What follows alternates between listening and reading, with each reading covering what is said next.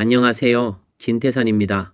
월스트리트 저널에 따르면 2024년 9월 26일 중국의 최신형 핵추진 공격 잠수함이 지난 5월 말 또는 6월 초 무안 근처 조선소에서 침몰했다고 보도했습니다.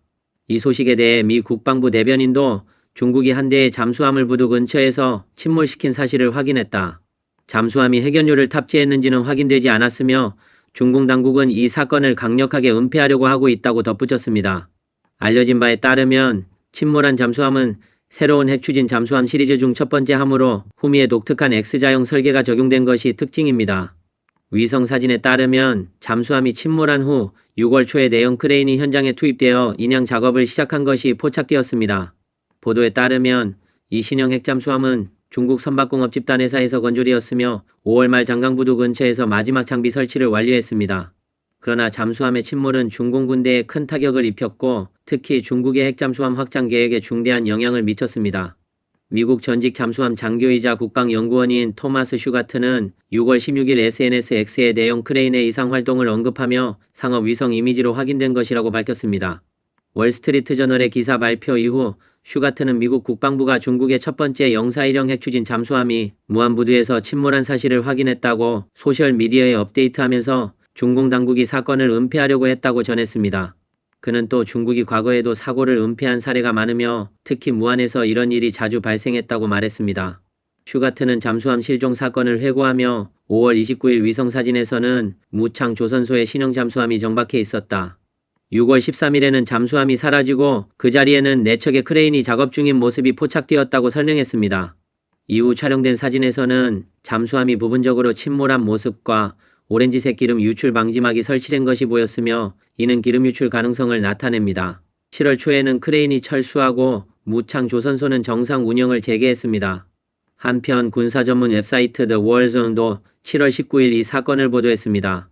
슈가트는 월스트리트 저널과의 인터뷰에서 미국에서 이 같은 사건이 발생했을 경우 정부는 이를 은폐하지 않았을 것이다. 잠수함이 인양되었더라도 장비, 전자 시스템, 전동기 등을 철저히 정비하고 교체하는데 몇 달이 더 걸릴 것으로 예상된다고 덧붙였습니다. 한편 미국 당국은 중국이 잠수함 침몰 지역에서 방사능 검사를 수행한 흔적을 발견하지 못했으며 사고로 인한 인명피해가 발생했을 가능성은 있지만 구체적인 상황은 아직 확인되지 않았습니다.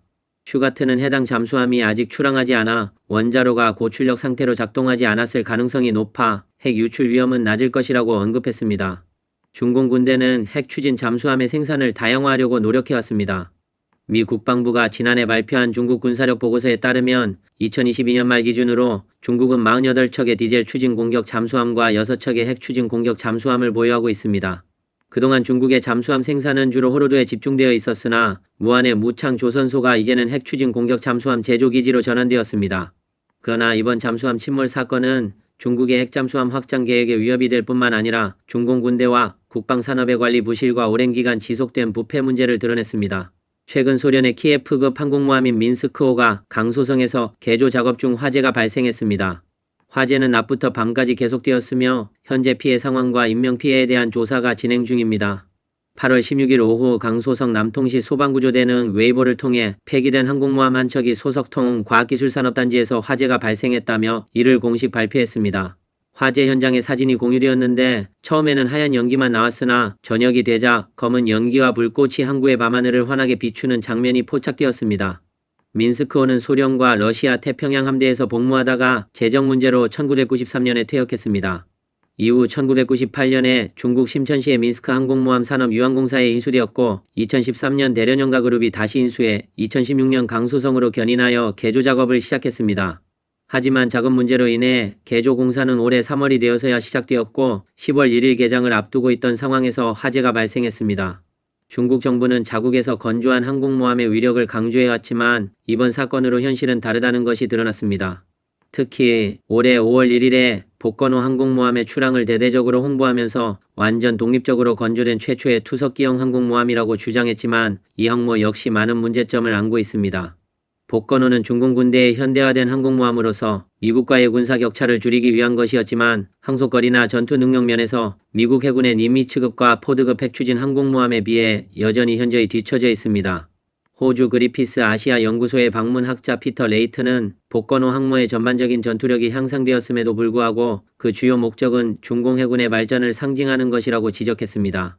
그는 이 항모는 강력한 능력을 갖췄지만 대규모 전쟁이 벌어지면 초기에 공격 대상이 될 수 있습니다.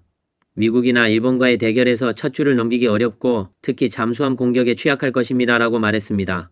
분석가들은 복건호 항모의 가장 큰 문제로 동력 시스템을 꼽고 있습니다. 이 항모는 전자기 방출과 차단 장치를 탑재하고 있지만 크기가 크고 탑재할 수 있는 항공기수도 많아 전력 소모가 큽니다. 따라서 더 강력한 동력이 필요합니다. 증기 터빈은 충분한 동력을 제공할 수 있지만 많은 연료를 소모합니다. 특히 중유는 항모의 배수량의 4분의 1을 차지하게 되어 항모의 항속 능력과 기동성을 심각하게 제한합니다. 복건호는 자주 재급유를 받아야 하며 그로 인해 전투 효율성도 떨어집니다. 반면에 핵추진 항모는 항속 능력이 뛰어나고 전자기 캐터펄트 같은 장비에 안정적인 에너지를 공급할 수 있는 장점이 있습니다. 미국 항모의 원자로 기술은 이미 성숙 단계에 있으며 중국의 핵잠수함 기술과 비교해도 기술 격차가 큽니다. 복건호는 일반적인 동력 시스템을 사용하고 있어 전자기 캐터펄트 3기를 탑재하고도 주 엔진의 출력이 제한되어 원양 작전에서 최상의 성능을 발휘하기 어렵습니다. 또한 항모 전투력의 핵심인 함재기도 문제입니다. 미군의 함재기는 성숙한 기술을 바탕으로 전투기, 공격기, 조기 경보기 등 다양한 항공기를 보유하고 있습니다. 반면 중국의 주력 함재기는 기술적으로 뒤떨어진 젠15로 미국의 F-35와 같은 첨단 함재기와 비교하면 큰 격차가 있습니다. 중국은 새로운 젠35와 공경 600을 개발 중이지만 그 성능과 실전 배치 시기는 아직 확정되지 않았습니다. 게다가 미군의 함재기 시스템은 조기 경보기, 전자전기, 무인 금유기 등 다양한 지원 장비로 완벽하게 갖춰져 있어 전투 능력을 효과적으로 강화할 수 있습니다. 반면 중국의 함재기는 금유기와 조기 경보기가 부족하여 항모의 장거리 작전 능력이 제한적입니다. 또한 미군의 전자전과 레이더 기술은 60년 이상의 경험을 바탕으로 운용되고 있는 반면 중국은 이 분야에서 경험이 부족하여 단기간 내에 따라잡기 어렵습니다.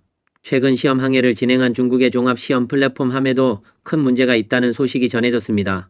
초기에는 이 함정이 차세대 전함의 시험 플랫폼으로 여겨졌으나 실제로는 기술 검증용 함정으로 밝혀졌으며 탑재된 시스템 중 많은 것이 가짜일 가능성이 제기되고 있습니다. 미국의 워존 보도에 따르면 외부에서 스텔스 경영 호위함으로 오인되었던 이 함정은 사실 기술 시험 플랫폼 함으로 함상에 설치된 장비들 대부분이 샘플이나 모조품으로 실전 기능이 결여된 상태라고 합니다. 특히 주목할 만한 예는 함정 후미에 장착된 HQ식 근거리 방공 미사일 발사기입니다. 새로운 각도에서 확인한 바에 따르면 이 발사기는 실제 미사일을 탑재하지 않고 단일 구경만을 가진 상태였습니다. 일부에서는 이 발사기를 광학창이나 지향성 에너지 무기의 시험 장치로 추정하기도 했지만 더 가능성이 있는 해석은 HQ-10의 크기와 형태를 모방한 모델일 뿐이라는 것입니다. 이는 레이더 반사 면적을 테스트하기 위한 용도로 쓰였을 가능성이 높습니다. 최신 사진에 따르면 함정의 주포는 스텔스 외피에 감춰져 있거나 아예 존재하지 않을 가능성이 있으며 수직 발사 시스템 VLS도 실제로 있는지 불확실합니다. 미사일 발사 장치의 흔적도 없고 미사일이 배치되었다는 증거도 전혀 찾기 어렵습니다. 또한 비행 갑판의 설계도 논란을 일으키고 있습니다. 내부 경납고가 없고 단지 비행 갑판만 있는 것으로 보이며 무인기나 헬리콥터만 수용할 수 있을 것으로 보입니다. 현대 함정에서 흔히 볼 수 있는 예인 소나 어레이 같은 장비도 없는 것으로 보입니다. 함정 상부 구조에 장착된 스텔스 안테나 시스템은 크기가 작아 그 실제 기능에 의문이 제기되고 있습니다. 함정은 안테나와 레이더 반사 장치가 부족하여 레이더 단면적을 줄여 스텔스 성능을 높이려는 목적이 있는 것처럼 보입니다. 흥미로운 점은 중국 인터넷에서 중국 항모 건조를 위해 기부를 해야 하는지에 대한 토론이 벌어진 적이 있었고 네티즌들이 이 문제에 대해 마치 중국 정부에 반격하는 듯한 댓글을 달았다는 것입니다. 한 네티즌은 친구가 중국 해군의 신형 항모를 위해 각자 200위안을 기부하자고 했는데 차라리 담배를 몇 갑 더 피우겠다라며 농담을 했고 다른 네티즌들도 이에 공감하는 댓글을 달았습니다. 어떤 사람들은 이미 생계를 위해 최선을 다하고 있는데 의료비 380위안도 감당하지 못하는 상황에서 200위안을 기부하라고 할 수 있나요? 우리 집에는 쌀도 장작도 담배도 없는데 어떻게 200위안을 기부할 수 있겠습니까? 또 다른 네티즌은 싱가포르, 독일, 덴마크, 스위스, 아이슬란드 같은 나라들은 항모가 없지만 그 나라들의 삶은 많은 이들이 동경할 정도로 좋습니다. 국민의 행복은 항모와는 상관이 없습니다. 라고 지적했습니다. 다른 두 개의 댓글도 큰 지지를 받았습니다. 내가 300위안을 기부하면 내가 항모의 도움을 받아 도시관리들한테서 벗어날 수 있을까요? 그리고 나는 기부하지 않겠습니다. 차라리 돈을 버릴 겁니다. 라는 의견도 있었습니다. 해외 네티즌들은 차라리 미국에 기부하겠습니다. 그들이 더 많은 항모와 F-35를 만들 수 있도록 지원하겠어요 라고 말하기도 했습니다. 만약 미군을 지원해 공산당을 처벌할 수 있다면 많은 돈이 모일 겁니다라는 의견도 있었습니다. 이번 영상은 여기까지입니다. 시청해주셔서 감사합니다.